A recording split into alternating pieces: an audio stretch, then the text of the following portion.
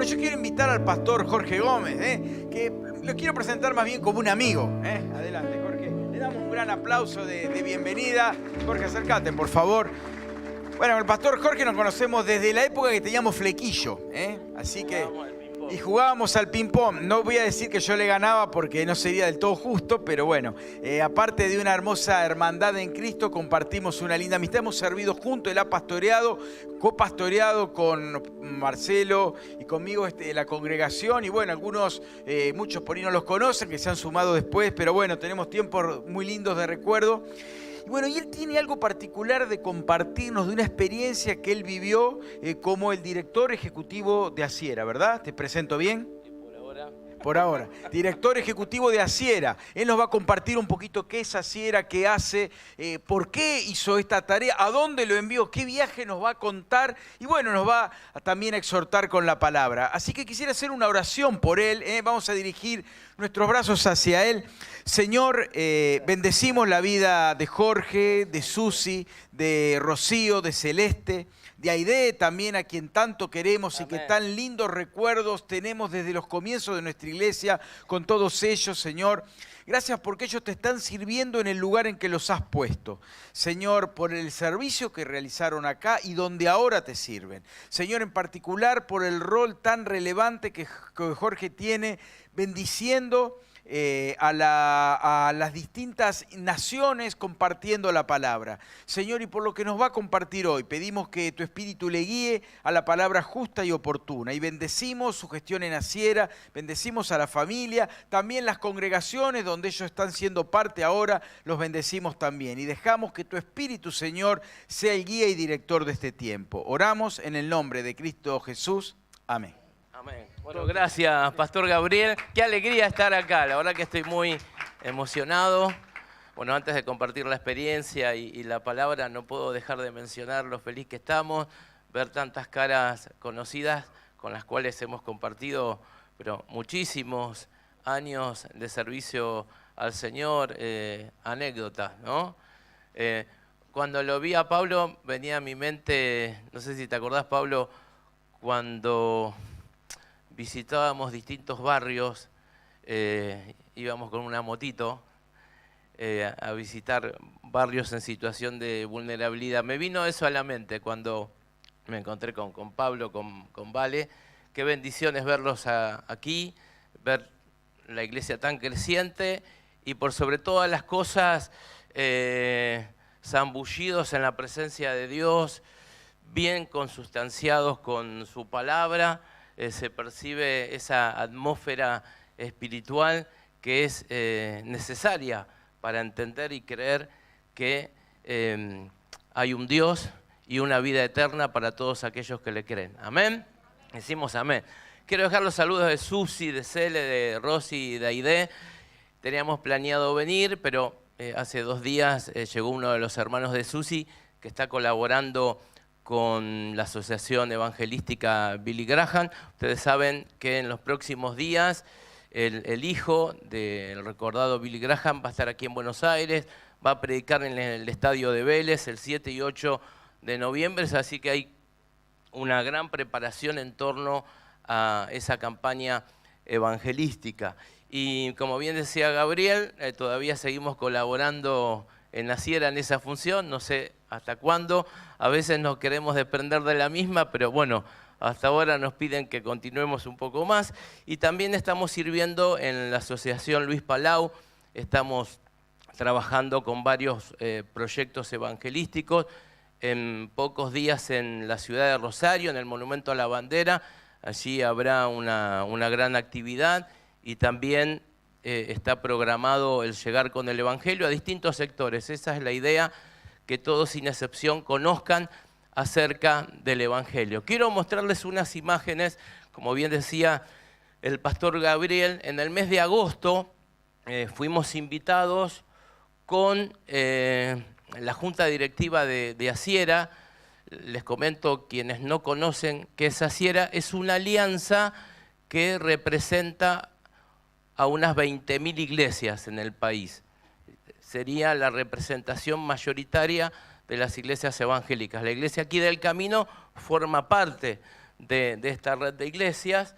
Tenemos una representatividad, es decir, cuando la sociedad quiere una opinión del sector evangélico, nos convocan, nos preguntan, y dentro de esa representatividad, la Cancillería de Israel, es decir, el gobierno de Israel, a través de la Embajada de Israel, nos invita a un viaje diplomático. ¿Qué es un viaje diplomático? Bueno, además de recorrer las tierras bíblicas, que créanme que, bueno, uno se conmueve hasta las lágrimas cuando comienza a recorrer distintos lugares, como por ejemplo la tumba vacía, anteriormente el lugar del sermón de la montaña. Si seguimos, bueno, va muy rápido, creo que quieren que termine en pocos minutos, Juan, pero bueno, voy a tratar, a ver, de acompañar, no tengo tanta velocidad ahora. Bueno, esto es una vista de la ciudad de Jerusalén.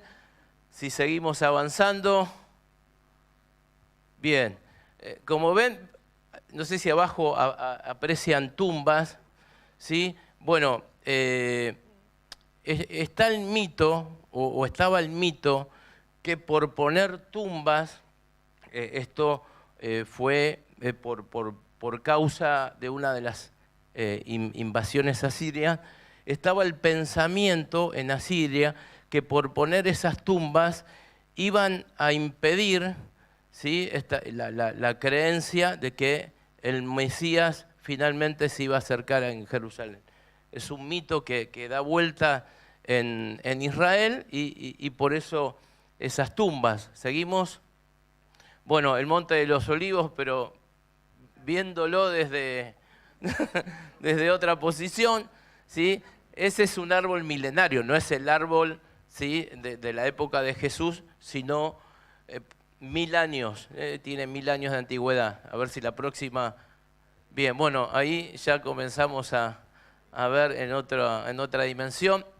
Bien, si tratan de imaginarlo, es el vocero de guerra para el ámbito latino del ejército de Israel. Es uruguayo y el gobierno de Israel puso al vocero de guerra al cuidado de la junta directiva. Ustedes saben que en el mes de agosto la situación y el conflicto era muy complicado, entonces ante cualquier situación ya tenían planificada la manera de sacarnos de Israel. Así que el vocero nos acompañó en todo momento. Seguimos. Bien, si podemos dar vuelta a la foto, la verdad que me gustaría esta sí mostrársela, porque uno de los lugares que el gobierno quiso que viéramos justamente fue el barrio que se llama Kibbutz, en donde el grupo terrorista Hamás, el 7 de octubre del 2023, invadió y provocó el ataque. Es decir, este lugar está a 2 cuadras, solo a 2 cuadras de la franja de Gaza. Y usted se preguntará cómo fue posible que un país tan seguro, porque tiene un escudo misilístico que puede soportar miles de misiles que pueden interceptar, que más de 5000 terroristas hayan entrado cortando un alambrado. Porque es un alambrado solo lo que separa Israel de la franja de Gaza. Y usted se preguntará, bueno, pero ¿por qué eso no se previó? Bien, porque quienes invadieron en gran parte fueron los que hacía años ya venían trabajando. Es decir, siempre hubo una comunicación entre Gaza e Israel, a diferencia de lo que escuchamos en ciertos medios de comunicación. Israel hasta el día de hoy le brinda agua y electricidad a Gaza. Y las mismas personas que trabajaban en estos barrios kibbutz eran los que iban llevando la información presionados por el grupo terrorista, porque era o traes la información o te mato. Ese era el nivel de presión. Así que llevaron planos, datos de cuáles eran los momentos que las guardias estaban descansando, cuáles eran los momentos en que las familias estaban descansando. Así que esto se planificó. Y créanme que es terrible ver las imágenes de cómo quemaron las casas. Cada casa tiene como una bóveda similar a la que nosotros vemos en los bancos. Esa bóveda es un refugio, entonces cuando suena la alarma, entran al refugio. Ese día Hamás envió como 2000 misiles, así que imagínense 2000 misiles. Entonces, ¿qué hace la gente al escuchar la alarma? Se escondió en los refugios. Pero los refugios solamente sirven para una cuestión antiaérea, pero no para que los baleen y mucho menos para que los incendien. Y eso fue lo que pasó. Como el grupo terrorista ya sabía que se iba a encontrar con la gente dentro de sus refugios, ¿qué hizo? Incendió cada una de las casas que ustedes ven para que la gente, ahí está, tuviera dos opciones. O se quedaba dentro de la bóveda muriendo asfixiado o salían y los ejecutaban. Y la forma de ejecución de lo más atroz que usted puede imaginar. Hay un documental que se llama Vivas, de una familia de origen argentino y que, créame que si usted lo ve una vez el documental, ya una segunda vez ya no lo quiere ver por lo terrible de las imágenes. También tenemos fotos y fuimos a ver, si seguimos adelante, el Parque de Nova. Vieron que este fue el que más se conoció. El Parque Nova, una fiesta electrónica para miles de jóvenes. El grupo terrorista no sabía de esta fiesta. Ellos, cuando cruzan Gaza hacia estos barrios judíos, prácticamente se chocan con la fiesta, porque era una fiesta que los jóvenes se enteraban solo a una determinada hora, dónde era y a qué hora. Viajaron de todo el mundo, pero sabiendo que a una determinada hora le iban a avisar dónde era. En medio del parque, cerca de la Franja de Gaza, pero nadie se iba a imaginar esto. Fue tan terrible que hemos escuchado testimonios realmente difíciles de digerir. Por ejemplo, la foto que sigue, ese es un contenedor de basura directamente. Cuando ataca el grupo terrorista, bueno, obviamente ese contenedor estaba lleno de bolsas de basura. Algunos jóvenes se metieron entre las bolsas porque pensaron, bueno, aquí no van a venir. Y se metieron los terroristas entre las bolsas y mataban a quien se movía. Dentro de ese contenedor había una joven de unos 22 años que fue baleada y mientras se desangraba, whatsappeaba con los padres contándole lo que estaba pasando, y la hermana, melliza para sobrevivir, se esconde debajo del cuerpo de su hermana para que no lo vieran los terroristas. Bueno, historias como esa, cientos de esas historias. Obviamente que no estamos de acuerdo con la guerra, ¿no? No es que uno se pone de un lado y que aprueba que haya un conflicto de estas características que, gracias a Dios, por lo menos por ahora, estaría llegando a su fin y esperemos que sea un punto final. Pero indudablemente la prensa, muy bien financiada por el grupo terrorista, cuando digo la prensa no me refiero a toda la prensa, sino a cierto sector de la prensa, es financiado. Por ejemplo, la comida que decían que no les llegaba al pueblo de Gaza, se la roban los terroristas, la venden dentro de Gaza a un precio exorbitante y con lo que recaudan de esa venta pueden contratar más terroristas para seguir cometiendo los peores actos y atrocidades.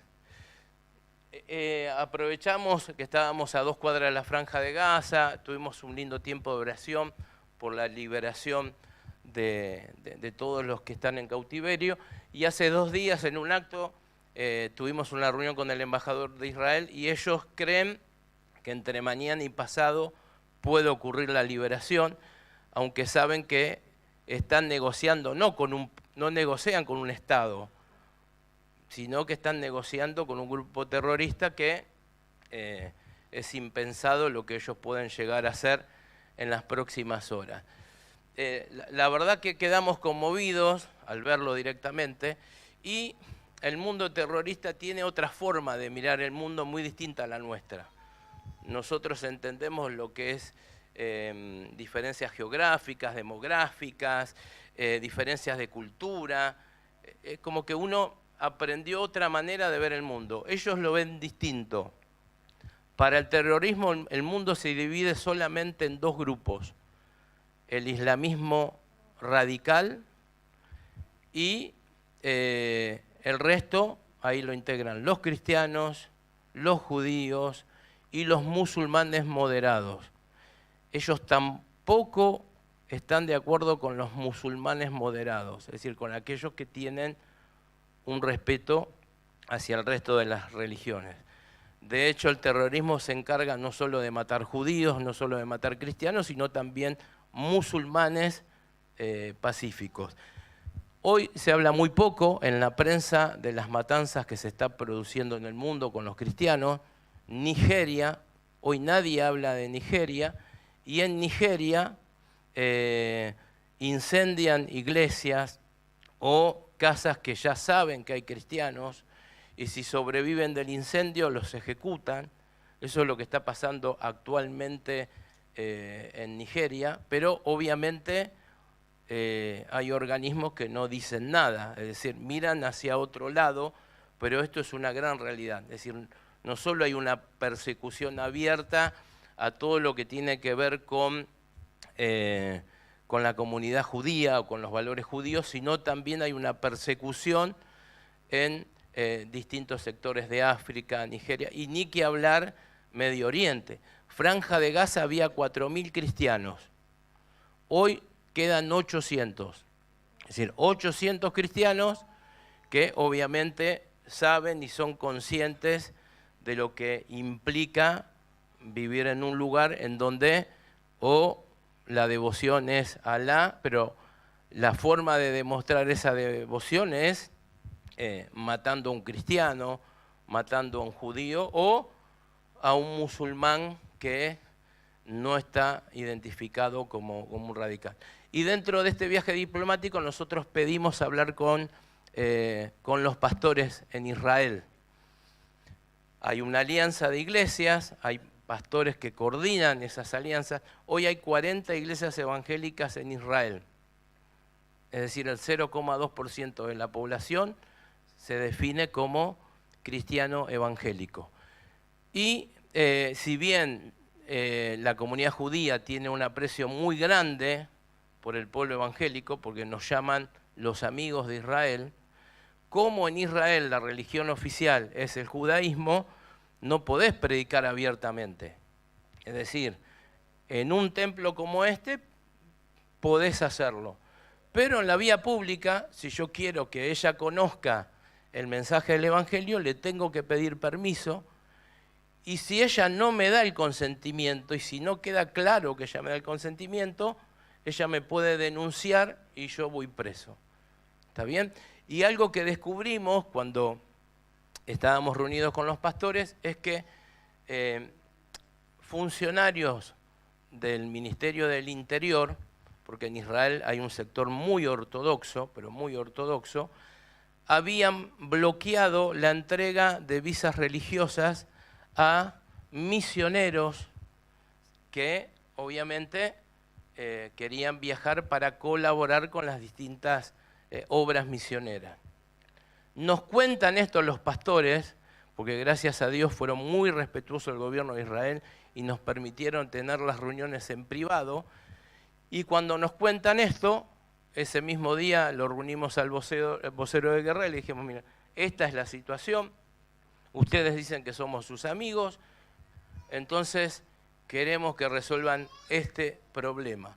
Así que gracias a Dios se resolvió. Cuando estábamos volviendo, ahí nos dan la noticia que liberaron las visas a varios misioneros que hasta ese momento no tenían la entrada a Israel. Así que bueno, estemos orando por esto, oremos por estos cristianos que están en Israel, que son en su mayoría árabes. En su mayoría son árabes, es decir, pastores árabes que sirven en Israel y la verdad que hacen una obra extraordinaria, ¿no? Llevando el evangelio en ese lugar. Y bueno, y oremos para que se produzca el milagro, ¿no? Mañana o pasado y esas familias sean liberadas. La verdad que uno conoce a varios integrantes de la comunidad que están aquí en Argentina y que algunos familiares todavía están en cautiverio y realmente verles en todo este proceso, créanme que es difícil de sobrellevar, ¿no? Así que oremos por un milagro, ¿eh? Decimos amén, que esto se cumpla. Y ahora sí, vamos a compartir la palabra del Señor. Vamos a abrir el libro de Jonás. Pero en esta oportunidad, en lugar de leerlo, me gustaría que ustedes sigan la lectura y lo escuchen.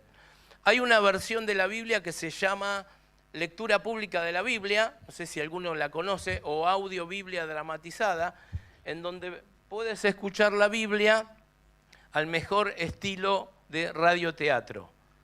Aquellos que tienen mi edad saben a qué me refiero, aquellos más jóvenes dirán, ¿y esto qué es? Una nueva expresión del chat GPT que trae del pasado. Y me gustaría que ustedes escuchen la palabra mientras leemos el capítulo 1 y el capítulo 3. ¿Será posible, Juan? El libro de Jonás, capítulo 1.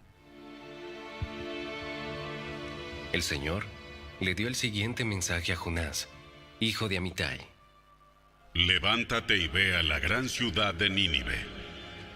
Pronuncia mi juicio contra ella, porque he visto lo perversa que es su gente. Entonces Jonás se levantó y se fue en dirección contraria para huir del Señor. Descendió al puerto de Jope, donde encontró un barco que partía para Tarsis. Compró un boleto, subió a bordo y se embarcó rumbo a Tarsis con la esperanza de escapar del Señor. Ahora bien, el Señor mandó un poderoso viento sobre el mar, el cual desató una violenta tempestad que amenazaba con despedazar el barco. Temiendo por sus vidas, los desesperados marineros pedían ayuda a sus dioses y lanzaban la carga por la borda para aligerar el barco. Todo esto sucedía mientras Jonás dormía profundamente en la bodega del barco. Así que el capitán bajó a buscarlo. ¿Cómo puedes dormir en medio de esta situación? Levántate y ora a tu Dios. Quizás nos preste atención y nos perdone la vida. Entonces la tripulación echó suertes para ver quién había ofendido a los dioses y causado tan terrible tempestad.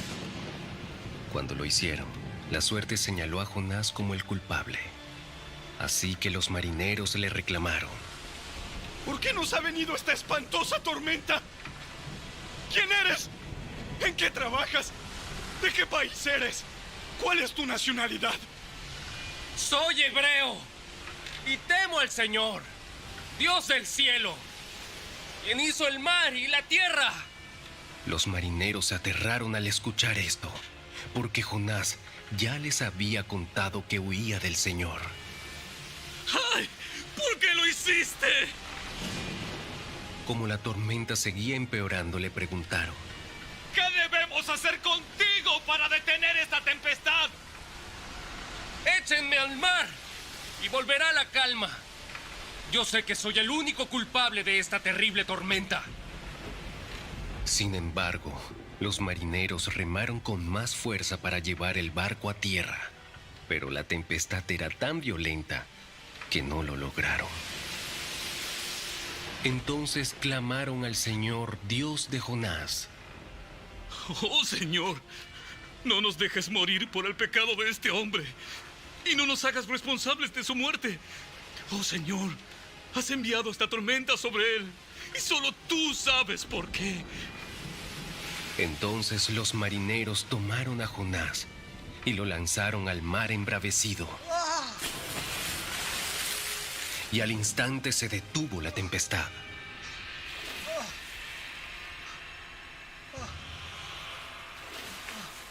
Los marineros quedaron asombrados por el gran poder del Señor. Le ofrecieron un sacrificio y prometieron servirle. Entretanto, el Señor había provisto que un gran pez se tragara a Jonás. Y Jonás estuvo dentro del pez durante 3 días y 3 noches. Y ahora vamos al capítulo 3.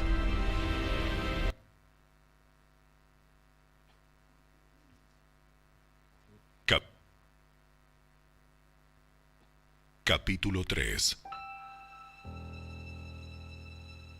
El Señor habló por segunda vez a Jonás. Levántate y ve a la gran ciudad de Nínive y entrega el mensaje que te he dado. Esta vez Jonás obedeció el mandato del Señor y fue a Nínive, una ciudad tan grande que tomaba 3 días recorrerla toda. El día que Jonás entró en la ciudad, proclamó a la multitud: ¡Dentro de 40 días, Nínive será destruida! Entonces la gente de Nínive creyó el mensaje de Dios y desde el más importante hasta el menos importante declararon ayuno y se vistieron de tela áspera en señal de remordimiento. Cuando el rey de Nínive oyó lo que Jonás decía, bajó de su trono y se quitó sus vestiduras reales, se vistió de tela áspera y se sentó sobre un montón de cenizas.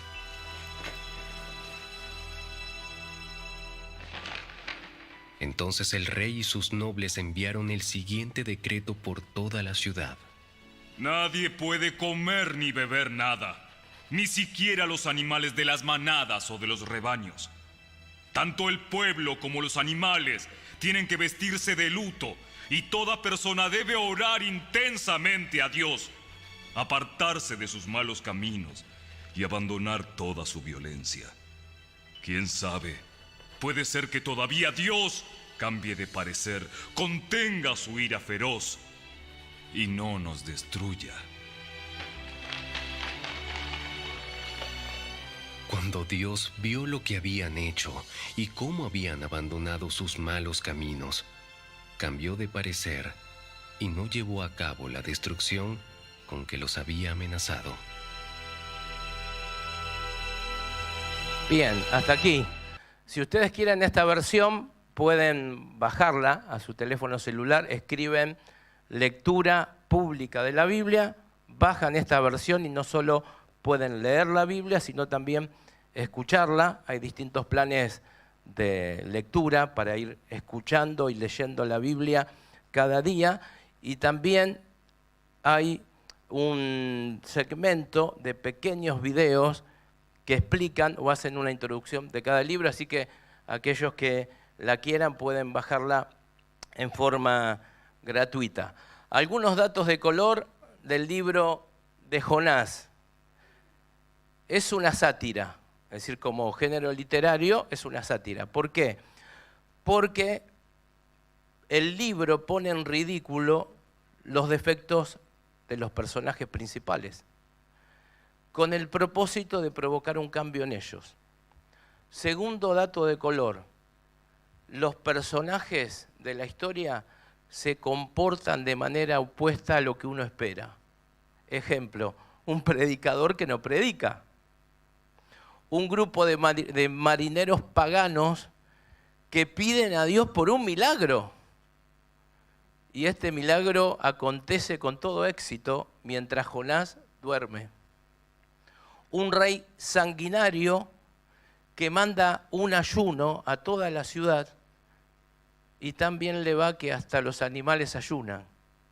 Es decir, cada uno de estos personajes en el perfil y el rol que uno esperaría de ellos, ocurre todo lo contrario. Pero Jonás bien podría ser el diario del lunes. Vieron que hoy se habla mucho del diario del lunes. Con el diario del lunes somos buenos técnicos, somos buenos economistas, podemos analizar la realidad de un país. Con el diario del lunes es mucho más sencillo.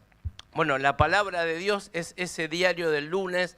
Dice la Biblia que tenemos de parte de Dios la palabra profética más segura. Y en relación a ello quiero hacer un paréntesis antes de reflexionar en 3 puntos del libro de Jonás. Efesios 5:17. Quisiera leerles Efesios 5:17. Y hasta aquí llegué, ¿eh? Bien, Efesios 5:17 dice: no actúen sin pensar, más bien procuren entender lo que el Señor quiere que hagan. Se los leo de nuevo. No actúen sin pensar, más bien procuren entender lo que el Señor quiere que hagan.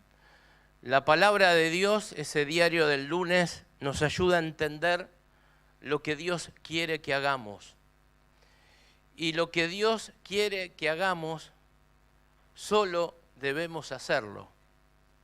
Ahora bien, tenemos la bendición de vivir en un país, más allá de los problemas y lo cíclico que a veces resulta atravesar los problemas de Argentina, pero aún así vivimos en un país en donde tenemos una libertad realmente importante para predicar el Evangelio. Es decir, no tenemos que pedir permiso, tenemos esa plena y amplia libertad. Podemos hacerlo en todo lugar. Y esta es la gran enseñanza que nos trae Jonás. El propósito del libro de Jonás es que Dios quiere mostrarnos que todos, sin excepción, necesitan conocer el Evangelio. Pero Jonás, y la verdad que no puedo criticarlo ni juzgarlo, tuvo una crisis de fe porque Dios lo llamó a predicar a Nínive.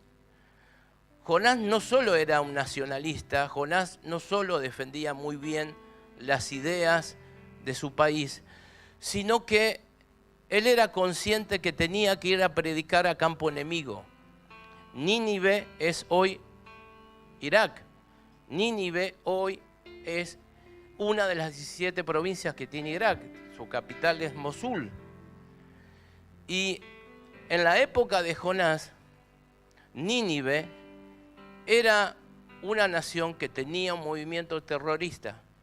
Invadían ciudades, incluso a los mismos judíos, y la forma de ejecutar a las personas era la misma que la de Hamás. ¿Qué hacía Hamás en estos kibutz?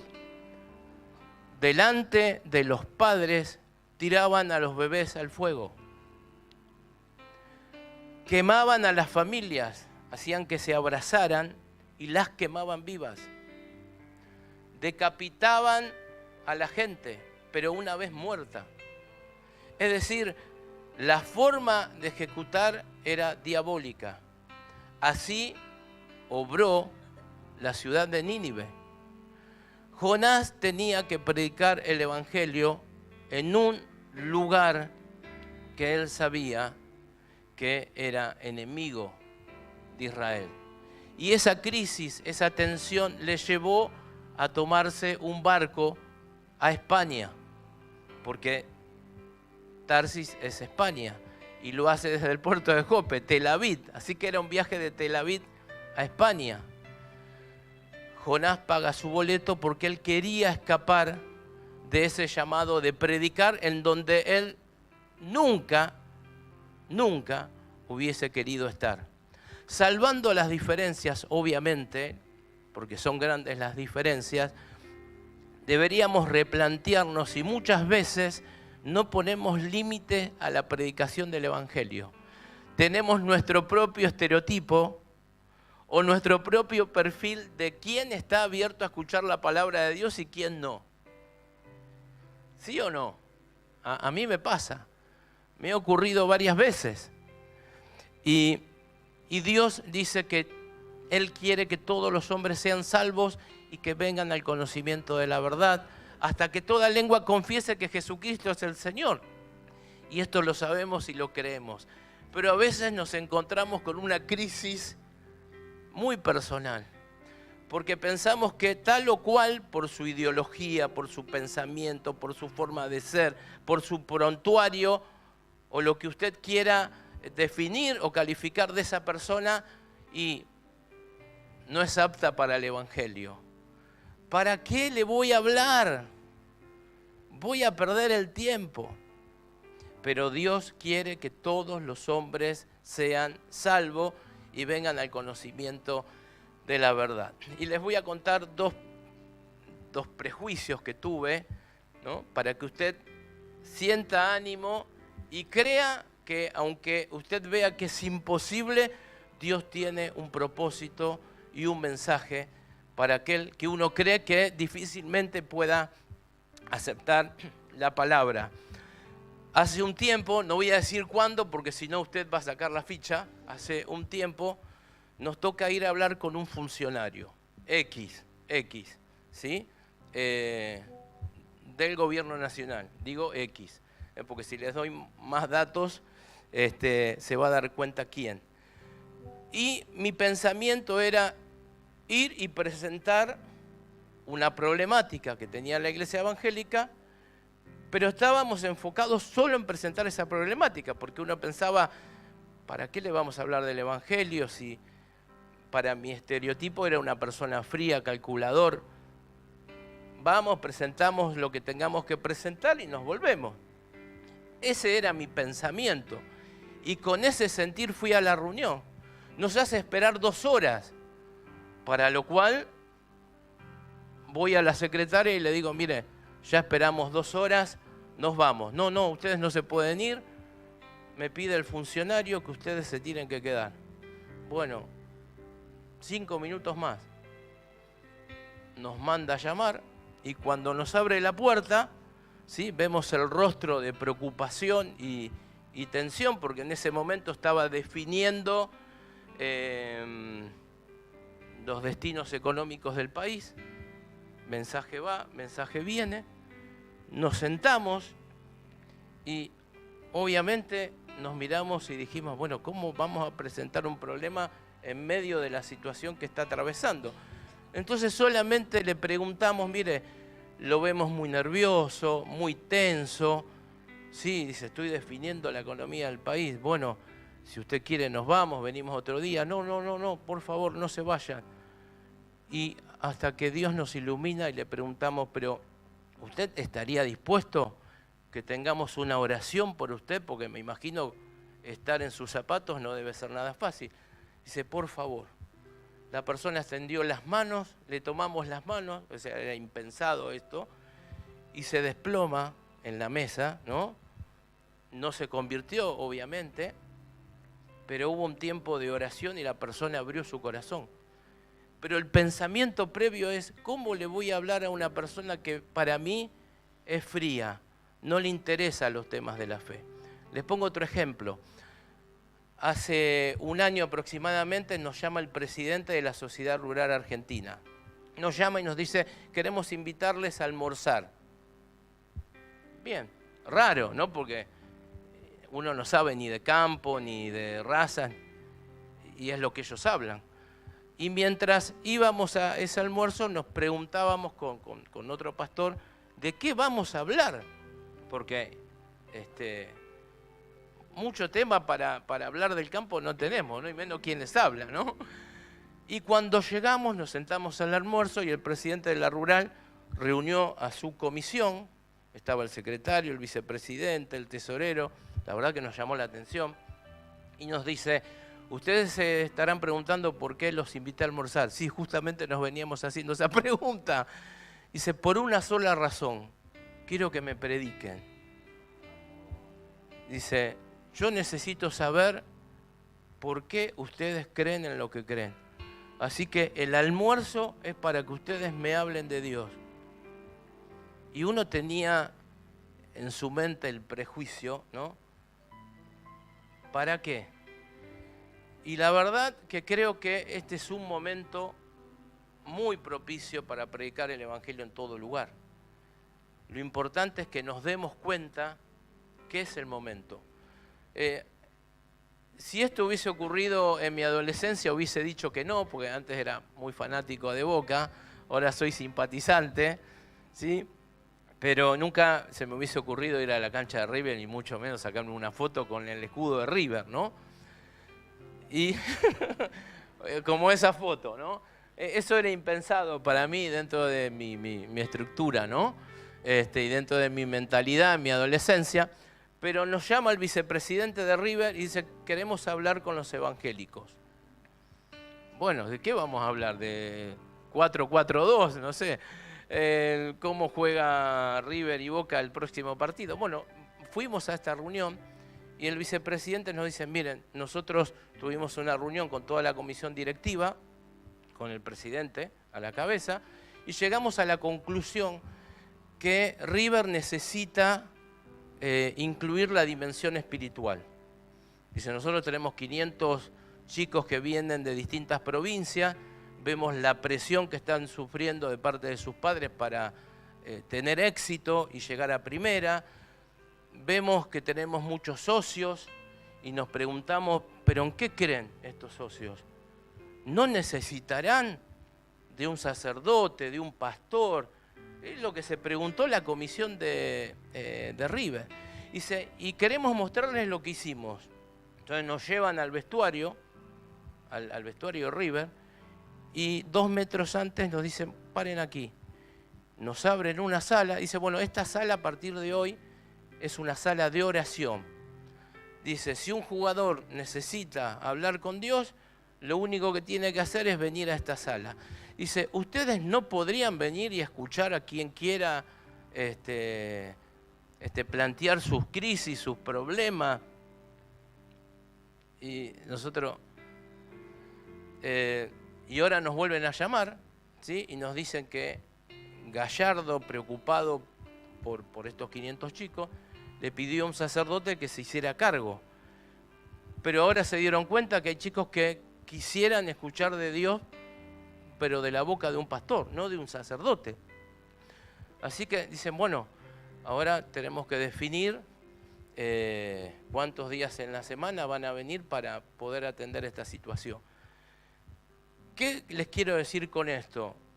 Que en todo lugar, sin excepción, en tu trabajo, en tu vecindario, cuando entras al comercio, subís al micro, en el gimnasio, ¿no? Podemos decir en el gimnasio, ahí Poletti, es el lugar propicio para predicar la palabra de Dios. Y con esto vamos al segundo punto. Y el segundo punto es que a veces estamos pero no la vemos. No sé si les pasó. De estar pero no la vemos. Y esto fue lo que le ocurrió a Jonás. Estaba en un barco que se había desatado una tormenta. El barco se partía al punto que los marineros sentían que este podía ser su último viaje porque terminan tirando por la borda hasta la mercancía que me imagino que tenían que vender cuando llegaban al puerto de España. Yo me imagino, ¿no? Toda esa película. Y en ese interín Jonás duerme. Al punto que los marineros tienen que decirle, sonríe, Dios te ama, ¿no? Si nos contaste, no sé si alguna vez les pasó, ¿no? Que alguien viene y les dice, sonríe, Dios te ama, ¿no? Porque sabe que somos creyentes, pero tenemos una cara que no lo demostramos. Bueno, esto fue lo que pasó con Jonás, ¿no? Sonríe que Dios te ama. Aquí fue, levanta y clama a tu Dios porque esto se parte, nos hundimos. Se dan cuenta que Jonás era la causa.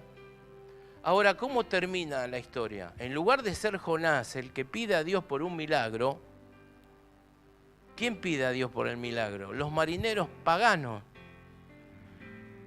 Y se convierten y prometen servir a Dios, pero Jonás duerme. Y yo creo que muchas veces nos pasa, me incluyo, que no nos damos cuenta que estamos, pero que no la vemos. Tenemos las oportunidades, pero por alguna razón estamos enfocados en otra cosa. Eso es lo que le pasó a Jonás. Estaba tan enfocado en escaparse de la voluntad de Dios que no se dio cuenta que tenía la gran oportunidad de predicar a Dios en un barco. Y no lo hizo. Yo recuerdo cuando trabajaba en seguridad e higiene, visitaba empresas auditándola, y en una oportunidad visito una empresa petrolera, y ya me habían advertido que el gerente al cual iba a auditar tenía una forma muy particular de expresar su estado de ánimo. Y me habían dicho a la compañía de seguro para la cual trabajaba: mirá, Jorge, si te encontrás en el despacho con una banderita verde, quiere decir que está en el mejor día. Si pone una banderita amarilla es impredecible, y si pone la roja, bueno, si pone la roja quiere decir que lo vas a encontrar en el peor día. Bueno, llego, abro la puerta, despacho, banderita roja, digo, bueno, será porque lo vengo a auditar, digo. Y charlando con este ingeniero, en un momento me dice, me muestra una tarjeta, me dice, mire, esta tarjeta es el teléfono de un sepelio. Yo tengo que llamar en este momento a este servicio de sepelio porque a mi suegro le quedan muy pocos días de vida, mi esposa está mal, mis hijos están mal, yo estoy mal. Me dice, usted hoy me viene a auditar y yo estoy en esta situación. Tengo una crisis y se lo tengo que contar. Bueno, le dije, quédese tranquilo, yo voy a orar por usted. Yo me voy a acordar de orar por usted para que Dios haga un milagro. Auditamos la empresa, yo me fui. Volví a los 2 meses para ver si había cumplido con todas las recomendaciones y yo me había olvidado de lo que él me había contado y me había olvidado de que le había prometido que iba a orar. Cuando llego en el despacho, la banderita verde, digo, ¿qué pasó? Y cuando me ve, me abraza de la emoción y me dice, quiero darle las gracias por haber orado por mi suegro que está bien, se recuperó. No tuve que llamar al sepelio. Ahora, yo me sentía tan mal por dentro. Tan mal me sentía por dentro. ¿Qué quiero decir con esto? Dios obra igual, ¿eh? O sea, aunque uno no la vea, le puedo asegurar que Dios lo va a hacer de todas formas y manera posible. Va a levantar una piedra, como dice la palabra, va a hacer hablar una mula, pero que esa persona va a recibir la palabra, la va a recibir. Pero nosotros no perdemos esa gran bendición. Yo tendría que haber salido de ese lugar saltando de alegría, pero la verdad que me fui con una tristeza por dentro porque dije, Dios, la verdad que tenés una misericordia y una paciencia tan grande, ¿no? Porque cuántas veces te fallamos, ¿no? Te prometemos que lo vamos a hacer y sin embargo, de todas maneras, vos cumplís con tu palabra y sos fiel. Y para ir cerrando, el último punto es, yo lo llamé el movimiento de ir en lugar de ir a ver. El movimiento de ir en lugar de ir a ver. ¿Eso qué quiere decir? Le preguntaron a Billy Graham tiempo antes de morir, Billy, ¿quién te va a reemplazar? ¿Quién es tu sucesor? Y él dijo, mi sucesor es la iglesia. Mi sucesor son los creyentes que se van a encargar personalmente de llevar el evangelio. Y yo creo que hoy estamos viviendo en ese tiempo, en esa gracia, en donde lo importante no es el mega predicador, lo importante es cada creyente en su lugar predicando el evangelio. Mire Jonás, yo creo que predicó desganado, porque el evangelio, si usted lee la prédica es incompleta, ni siquiera llama arrepentimiento. Y aún así, toda una ciudad se convirtió. Es decir, aquí si usted no se acuerda de todo el plan de salvación, si usted no se acuerda cómo predicar, ¿no?, ordenadamente el Evangelio y usted cree que eso lo limita, bueno, ¿qué dijo el ciego cuando le preguntaron de ese milagro? Y una sola cosa sé, que habiendo sido ciego, ahora veo. Una sola cosa podemos hacer. ¿Cómo estaba antes de aceptar a Cristo y cómo es mi vida hoy con Cristo? Esa es la mejor carta de presentación con el Evangelio. Por lo tanto, hoy es el movimiento de ir a cada lugar. Y puede tomar el ejemplo de Jesús. Jesús, la verdad que no vivió en el tiempo del teléfono celular, pero él sabía de redes de contacto. 2 discípulos lo fueron a ver a Jesús. Uno era Andrés. Eso lo dice Juan 1:35. ¿Qué hace Andrés? ¿Lo va a buscar a quién? A Pedro. Y Pedro va a Jesús. Y Pedro conoce a Jesús. Pero ahí no termina la historia, porque Felipe era del barrio de Andrés. Era del mismo barrio, y Felipe conoce a Jesús y después contacta a quién, a Natanael, que después tiene un encuentro con Jesús y conoce a Jesús. Dígame si esta no es una verdadera red de contactos. Alguien dijo en una oportunidad que Argentina es un país de contacto. ¿Usted quiere resolver un problema en Argentina? Vaya a buscar un contacto. ¿Sí o no? Y si no tiene ese contacto, busque un contacto que lo lleve a ese contacto y así sucesivamente hasta encontrar la solución. Nosotros tenemos una red de contactos. Usted tiene una red de contactos. Tome un puñado de esa red de contactos y ore por ellos. Pídale a Dios que le dé compasión por ellos. Pídale a Dios que le dé oportunidades para presentar el Evangelio.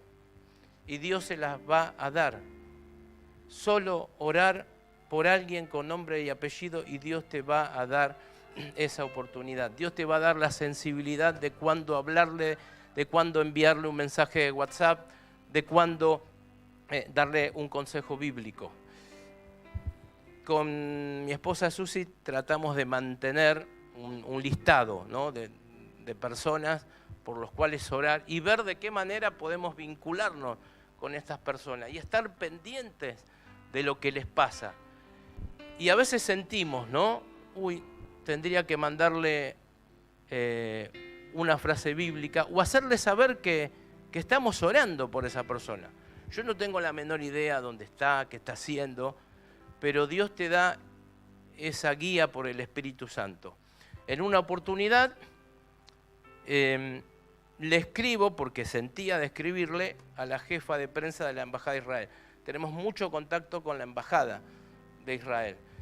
Entonces le envío un mensaje porque me había llamado la atención que en los informativos mostraban cómo estaban atacando Israel, ¿no?, con misiles. Me llama la atención y digo, le voy a enviar un mensaje haciéndole saber que estamos orando para que Dios proteja a todos los que en este momento están sufriendo el bombardeo. Yo no sabía dónde estaba. Ella me responde al minuto y me dice, pastor, por favor, siga orando porque en este momento me encuentro dentro de un refugio sufriendo justamente el bombardeo, me dice. Dice, necesito oración, dice.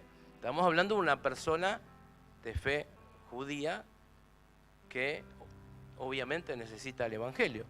Ahora, si yo no estuviera orando por esa persona y pensando que necesita a Cristo, quizás nunca hubiese percibido sentido que tengo que enviarle un mensaje y decirle que estamos orando.